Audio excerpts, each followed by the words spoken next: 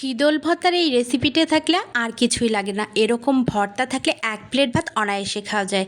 তো চলুন রেসিপিতে যাই। এখানে আমি 3টা শীতল আগে থেকে পুড়ে ধুয়ে নিয়েছি। এবারে আমি কড়াইয়ে পেঁয়াজ, কাঁচামরিচ, রসুন দিয়ে হালকা একটু ভেজে নিয়ে তেল দিয়ে দিব। দিয়ে তেলের মধ্যে এটাকে আমি আবারও ভালো করে ভেজে নিব। আমার ভাজা হয়ে এসেছে। এবার আমি লবণ দিয়ে দেবো। দিয়ে ভালো করে একটু নাড়াচাড়া করে নিয়ে দিয়ে দিব সামান্য পরিমাণে হলুদ গুঁড়ো। দিয়ে এটাকে আবারও আমি ভেজে নিব। তো ভাজা হয়ে গেছে। এবারে আগে থেকে ধুয়ে পুড়ে রাখা শীতলগুলো আমি হাত দিয়ে একে একে ভেঙে দিব। দিয়ে এটাকে আমি ভালো করে কষিয়ে কষিয়ে রান্না করে নিব। এই যে আমার কিন্তু একদম কষানো হয়ে গেছে। এবার আমি অল্প পরিমাণে পানি দিব। দিয়ে এটাকে আমি রান্না করে নিব। তো এই যে পানিটা কিন্তু শুকিয়ে এসেছে প্রায়।